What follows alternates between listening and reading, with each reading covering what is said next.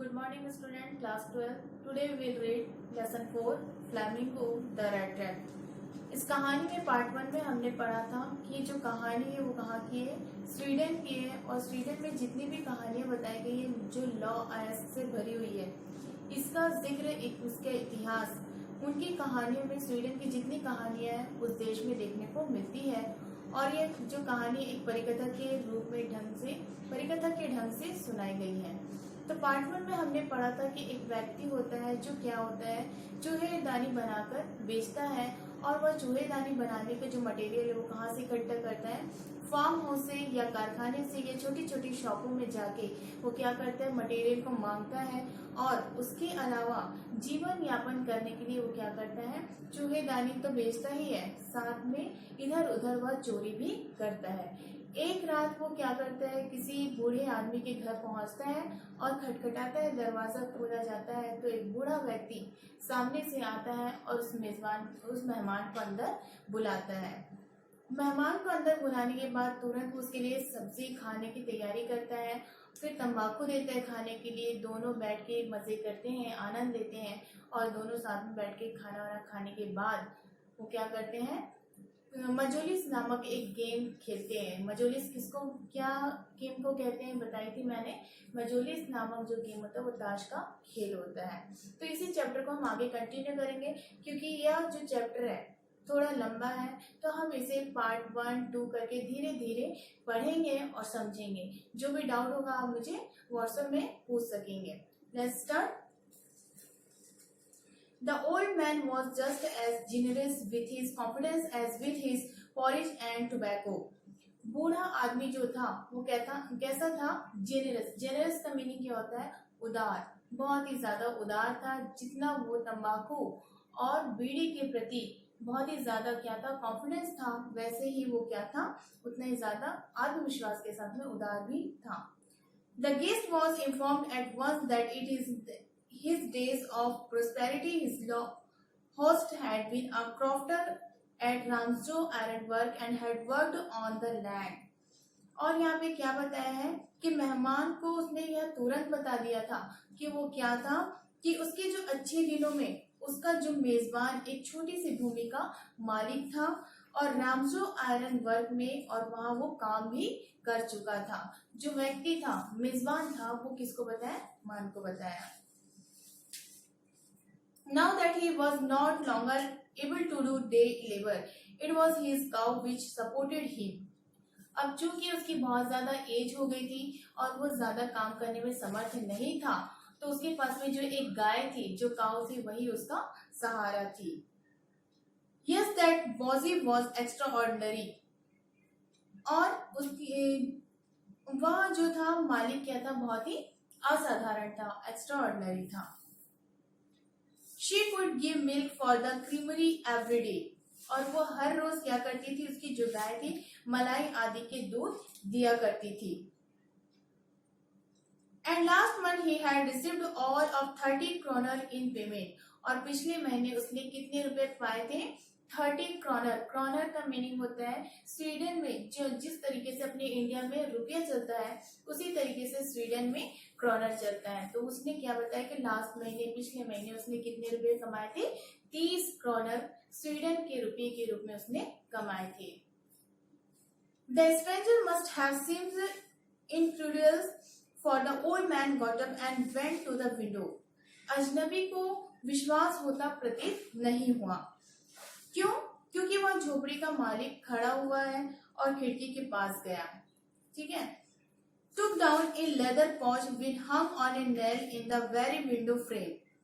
और एक चमड़े का बटुआ जो उसकी खिड़की है वहां साइड में उसने क्या लटका हुआ देखा, कि एक चमड़े का बटुआ वहां पे लटका हुआ देखा।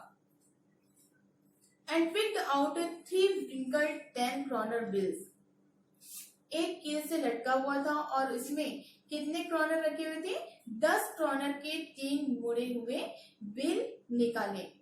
और उसने क्या किया, this he held up before the eyes of his guest, nodding knowingly and then stuffed them back into the pouch. और तीनों उसने मेहमान की आंखों के सामने रखे जानबूझकर, किसे हिलाते हुए, और वापस उनको बटुए में रख दिया। कहने का मतलब यहाँ पे है जो मेजबान बूढ़ा व्यक्ति है उसने अपने घर में खिड़की के पास में क्या लटकाया हुआ था, 30 क्रॉनर का एक बटुआ चमड़े का बना हुआ लटकाया हुआ था।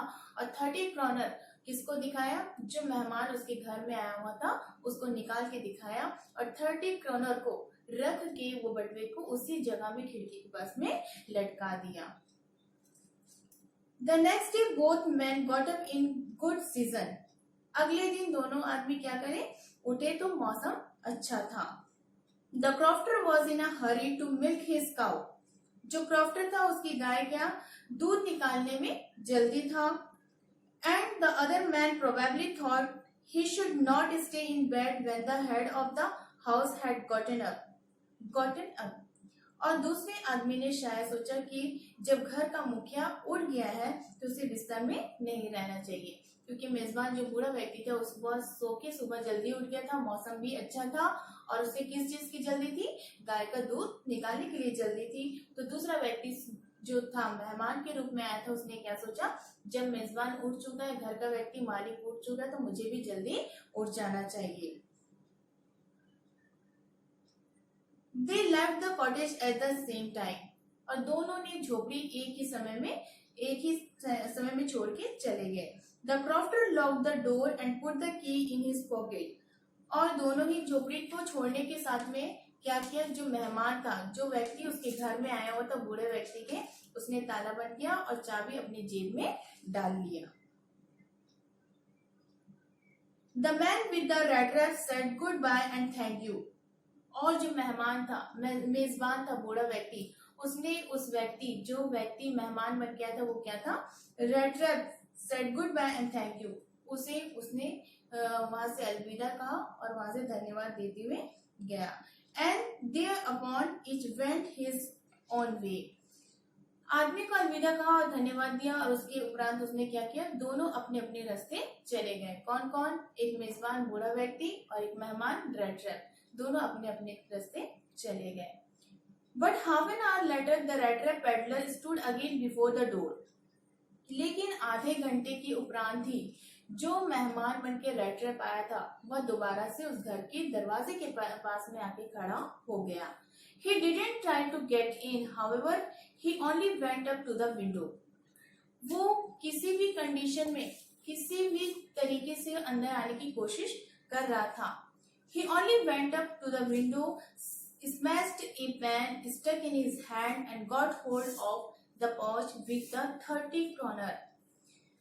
और उसके अंदर जाने की कोशिश नहीं की, वह केवल खिड़की तक गया, वो दरवाजे के पास में आके खड़ा हो गया था, लेकिन अंदर जाने की कोशिश नहीं किया, वहीं खिड़की के पास में खड़ा हो गया और एक शीशे को तोड़ा। लिखा है यहाँ देखो, स्मैश्ड अ पैन, उसने एक शीशे को तोड़ा, अपने एक हाथ को अंदर डाला और 30 क्रॉनर वाले जो पाउच, जो चमड़े का बटवा खिड़की के पास में रखा हुआ था, उसको अपने हाथ से पकड़ा। He took the money and thrust it into his own pocket. उसने पैसे निकाले और अपनी जेब में, अपनी पॉकेट में रख लिया। Then he hung the leather pouch where carefully back in its place and went away.